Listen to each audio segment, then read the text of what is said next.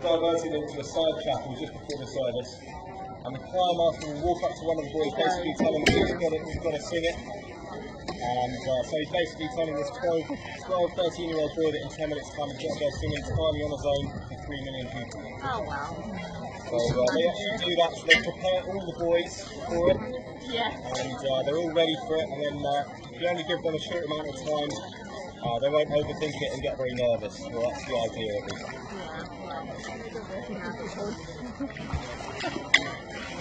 This building coming up on our left here is called Bodins Court, which is second and third year accommodation to King's College, built in the 1890s. This is actually where Alan Turing lived while he studied at King's. So Alan Turing is the man who broke his Enigma code during World War II. I did so by building the world's first computer. You've seen the movie The Imitation Game, that tells the story. Yes. Yeah, with Benedict Cumberbatch. Now, unfortunately, Alan Turing was persecuted for his sexuality while he was alive. Took his own life in the 1950s. He has since been pardoned by the UK government and earned the Nobel Prize after he died as well. He's on a £50 note as well. And there's one fun fact for you. You know the Apple logo? It's got a bite taken out of the apple. So that's because Alan Turing took his own life with cyanide, which is derived from an apple.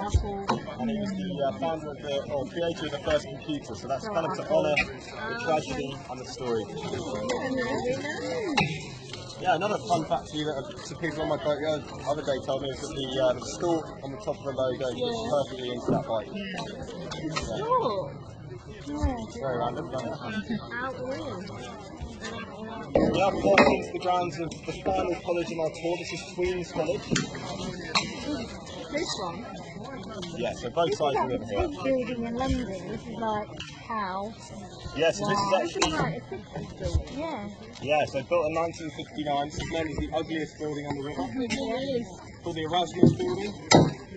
Designed by the architect Sir Basil Spence. He designed it to look like the trees on the other side of the river, apparently. So those brick pillars are like the trunks.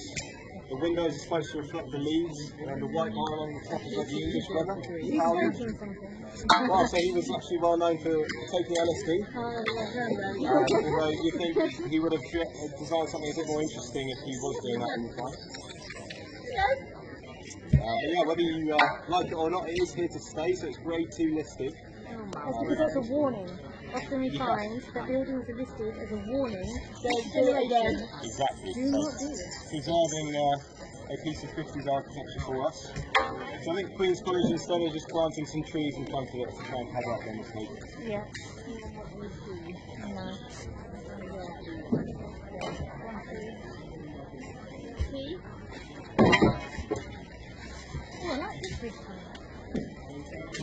Yeah, we are coming up to the mathematical bridge, so that will mark the halfway point of our tour, making it spin around just after that. The bridge does connect what's known as the dark side of Queen's College with the light side. The light side on my right hand side, the dark side, these red brick buildings over here. Right. The reason it's called the dark side of the college, if you see this red brick building just jutting out into the river there, on the side you can see some very small windows. Very dark building inside. So that's actually the President's Lodge of Queen's College. It's the oldest building on the river from 1448, built at the time of the window tax. So, hence small windows. Exactly. So you were basically, because only rich people could afford windows, you were taxed based on the size of any windows that you had in the building. And Queen's College did not have enough money to build windows any larger than that. Even bricks are not. Yeah, dark building inside compared to the quicker building on our right, which is obviously a much brighter piece of 90s architecture.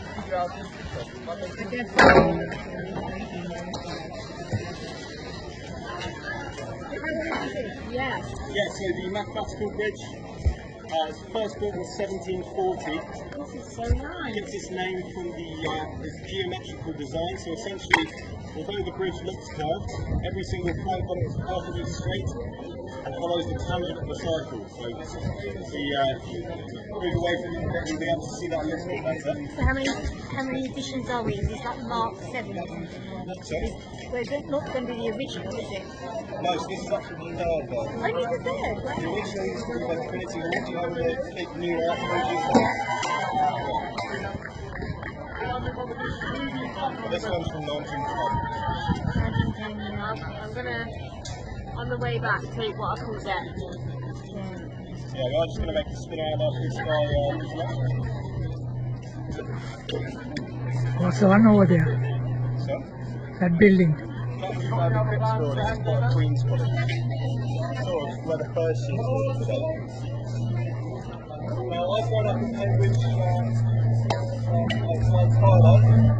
I've always heard the same story getting told about this bridge, mathematical bridge. And the story goes, Isaac Newton built the mathematical bridge himself without the use of any nuts and bolts. So the way the wood interlocks, it could just hold itself together under its own weight. And then after he died, some of his students took it apart to see how he'd done it. They couldn't figure out how to put it back together again. So that's why there are nuts and bolts all over it today. Just to hold it all together. Smile, people! Now it's a very good story. Unfortunately, when I became a punter, I was let into a little punter's secret. That this story has been entirely made up by punters to entertain their guests. And it's been told for so long, so many times that everyone believes it, including the people who grew up here. We even get people from China asking where the Newton Bridge is. So the story's actually made its way abroad. Made up as in Newton designed it. Sorry? Made up in as far as Newton designed it. No, the idea, yes, but also the idea that it had no nuts and bolts in it. So the only part of the bridge without any nuts and bolts in it today is just where it meets the sides. The entire bridge is just resting on the stonework. So yeah, very good story. If you do ever get another punter to try and tell you that, though, you can tell them that the bridge was actually built by William Etheridge, obviously a guy who doesn't get enough credit, a very talented carpenter, and it was built 10 years after Isaac Newton died.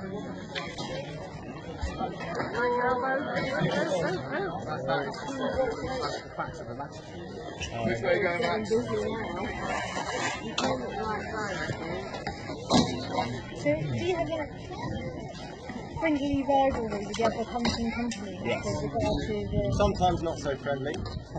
No, yeah, there's a lot of some of the crashes, people get a bit worked up and stuff. But we don't like Scudamores, so they're the big company that has both ends of the river. Oh, right. The old joke is that Scudamores punters are actually all on clockwork machinery, they're not real people. They're robots. They say the same thing every talk. They're robots. Well, I'd quite happily stay in one of these the rest of the day. So if you want to just go, Your credit card might get melted. my card might definitely get melted. They look very comfy, don't they? So if you guys ever come back to Cambridge and want to give punting a go yourself, I would recommend it.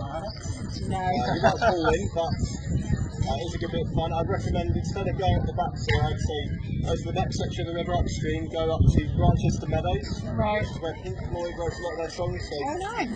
yeah, Sid Barrett and David Gilmour from Cambridge, they grew up together, went to the same school. And yeah, you can bring a picnic up there, tie your boat up to a willow tree, and it's always a lot more fun on the way back after a few beers. I was going to say drink more afternoon away. I actually think punting's easiest after exactly 2 pints.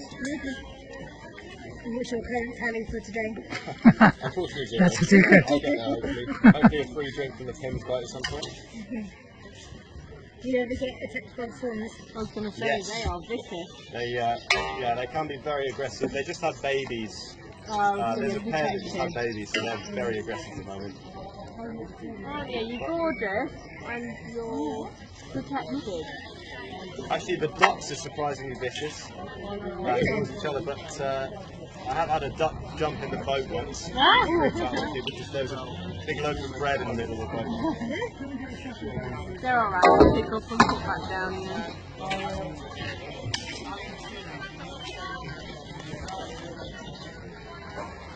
Can you imagine just like living in one of these places and just like just popping on whenever you want? How crazy is that? I don't know what I've taken. I don't know what I've managed to take. Hallucinating. I think hallucinating. like where I'm living.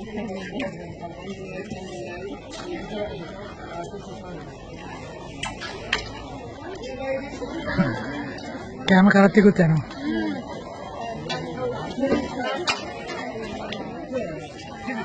Now that is So guys, we're just seeing the postcard view of Cambridge on the right hand side here.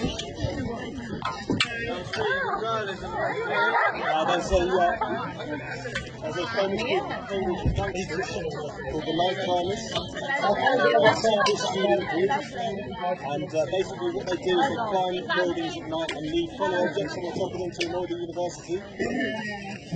The Lifetimers, like 20 years ago, pulled off a prank where they climbed King's Chapel and they left a traffic cone on the top of that left spire up there, right on that metal spike. Now, due to health and safety laws and much to the annoyance of King's College, the college had to hire a scaffolding team to build scaffolding the whole way up the tower to try and reach this. It took them 6 days, and on the evening of the 5th day, just before they reached it, the Lifetimers went up again and they moved it to the other tower. The rebuilt scaffolding yeah, so They should have hired the same people. Basically leaving Santa's hats on the top of these towers every year at Christmas. And it's finally got to the point where King's College have had enough. So they've got some metal spikes around those towers, you can see, trying to stop them they going. are the vigilante. It was costing them quite a lot of money. That is funny though.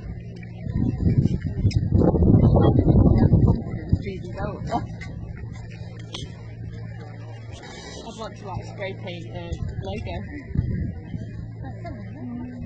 Yeah, if you're wondering what the scaffolding is up there at the moment, they're actually close to the roofing tiles.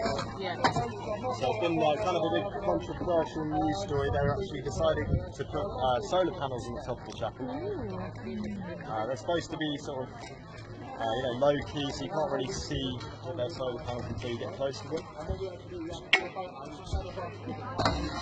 So yeah, trying to bring the chapel into the 21st century. Huh? You like being on the boat? Shall we go to fun?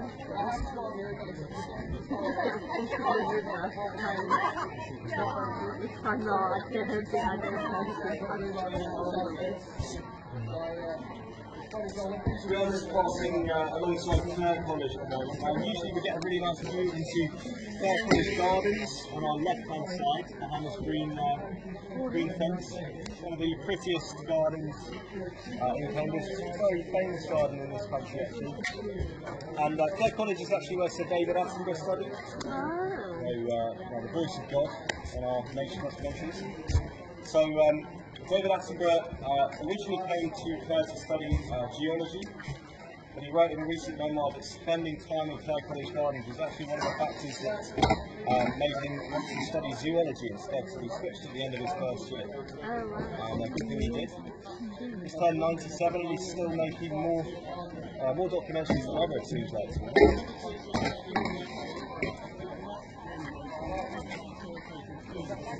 Yeah, on that note, another great thing to do in Cambridge is go around the botanical gardens. So springtime's a great time to go.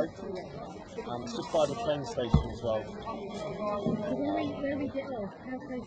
How long a walk is it? So it would be. Did you guys come here on the train? We do at the Punting Oh yeah. Okay, so it's actually towards that direction.